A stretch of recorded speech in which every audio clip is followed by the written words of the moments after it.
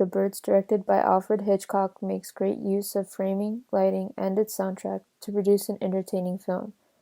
Living up to Hitchcock's style, this movie is full of suspense where the lighting and soundtrack contribute to creating a dramatic environment, while framing works towards capturing the suspenseful moments.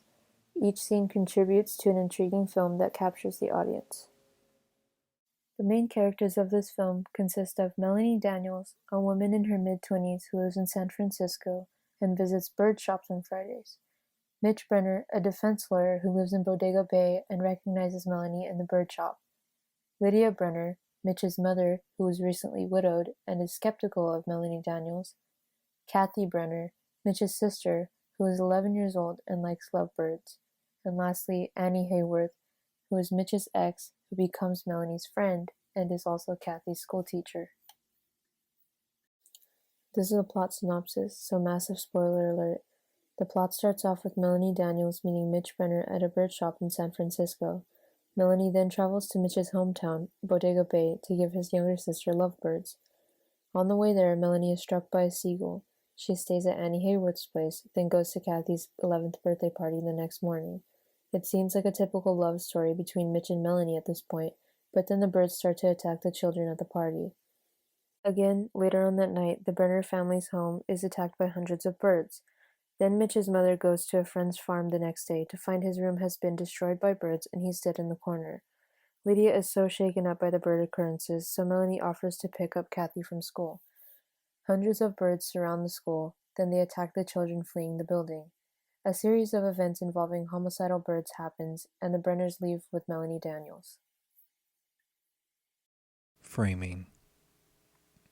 This film's framing is used to build suspense, as well as support the story from visual storytelling aids when dialogue and sound are limited.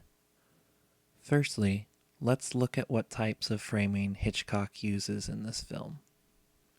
Long shots and extreme long shots. Long shots are used to establish the setting of the scene. Hitchcock uses this as well as extreme long shots whenever the story presents a new location to the audience. This gives the audience an opportunity to become familiar with the space in which the following scene will be taking place. Medium shots and close-ups. Medium as well as close-up shots are used for the majority of the scenes in which characters are talking to one another. This is done so that our focus is on the characters' reactions as they communicate to each other. The next two types of framing are particularly important in this film because they build suspense in the viewer as well as tell the story visually. Eyeline matching and point of view. Eyeline matching is where there's a shot of the actor looking at something or beginning to look at something, and then the camera angle will cut to whatever that thing is. Hitchcock also uses this in Tangent with POV shots to make the audience feel as though they are a character in the story and not just bystanders watching events take place. Let's look at a few examples of how this style of framing is used to both accomplish visual storytelling as well as build suspense in the audience. The first example is when Melanie is delivering lovebirds to Mitch's family home, and he sees her sailing away across the bay. The framing uses eyeline matching, POV, as well as medium and long shots to visually tell the story of the scene when there is no dialogue. The next example takes place near the end of the film, when Melanie goes into the hall to see what made a sound. The framing uses a close-up and a POV shot of her slowly making her way up the stairs. This use of framing makes the audience feel tense because it makes it feel as though they are the ones walking up the stairs. The final example I'd like to look at is when Melanie is waiting outside to pick up Kathy from the schoolhouse. Melanie is on edge in this scene, but unbeknownst to her, as she sits on the park bench, gathering on the jungle gym behind her is a large group of crows. The camera cuts between a close-up of Melanie as she lights up a cigarette and a medium shot of the jungle gym, in which more crows are added to the scene each time it cuts back. The framing in this scene gives the audience the chance to see the looming danger before Melanie does, which greatly adds to the suspense of the scene. These are just some examples of how Alfred Hitchcock uses framing to both tell the story as well as build suspense in this film. Lighting changes in the film create drama and adds to storytelling. Variation in light are used to add an effect to the scene, as well along with the storyline and create character development, feelings, and leave viewers wondering. One example that is used for the story is how the movie starts off beautiful and bright and it ends with only a glimpse of light and the rest being gloom and sad. This is used to express the defeat of the characters and their feelings.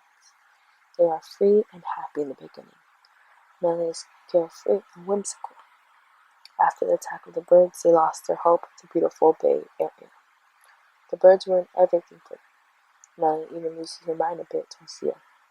She is portrayed as a strong woman and then seem weak after the birds. You see the effect and throughout the movie how she depends more and more on Mitch. They take their sanity and their friends' lives. There's a big difference as we see Melanie in her car in the beginning, and then how we see Melanie and Mitch's family in the car trying to escape the birds. We see in the two images that there's little to no light in the end, both showing how things can go from light to dark in a moment. Another way Hitchcock uses lighting to present the crows as shadows. One of the best ways of showing this is the playground scene. It almost makes them seem as if they were fake. Hitchcock does this on purpose to confuse us. They clearly aren't, but no one believes Melanie and Annie, which then makes us question if the birds aren't all in Melanie's mind. This helps the movie to show how scary the crows are, and not only that, but also seems like the imagination of Melanie and Annie. Towards the end of the movie, we see the crows are no longer shadows, because they become real to everyone else. Everyone didn't believe Annie and Melanie, not even Mitch in the beginning. Mitch began to believe when his sister's party got attacked. Throughout the movie, it is made the viewers question if the crows attack are even real. Finally, once they attack the rest of the area, they are clearly seen and obviously they are real. After they're fully attacked, the whole area is left to leave or to accept the defeat of the birds. Another example in the film is when Lydia finds a dead farmer. The lighting here is darker, each frame becoming dimmer as the camera moves into the view of the dead body. This is the kind of shot that's typical for Hitchcock, lighting and framing working together to create a suspenseful reveal. This is another moment when Mitch tries to warn them about the birds. Once again, no one believes them. Even the officers are supposed to help the citizens. This film's soundtrack consists mainly of non-diegetic music, meaning it's sourced from outside the film. Unlike Hitchcock's other movies, The Birds uses a non-traditional score. His interest was using sound effects to move the plot along. The sound effects were made by an electric instrument called the Trautonium. Using this instrument, the sounds were designed by Oscar Sala, the man seen in the picture to the left. Alfred Hitchcock used this film to experiment with film sound. The goal of the birds' sound was to invoke fear in the audience. They were purposely made to sound evil and sinister, even aggressive sounding at times. This was accomplished by using distortion to make the birds sound unnatural and strange. Actual bird sounds were then mixed with the electronic sounds to add fidelity. Here are some examples of natural bird sounds and the bird sounds from the film.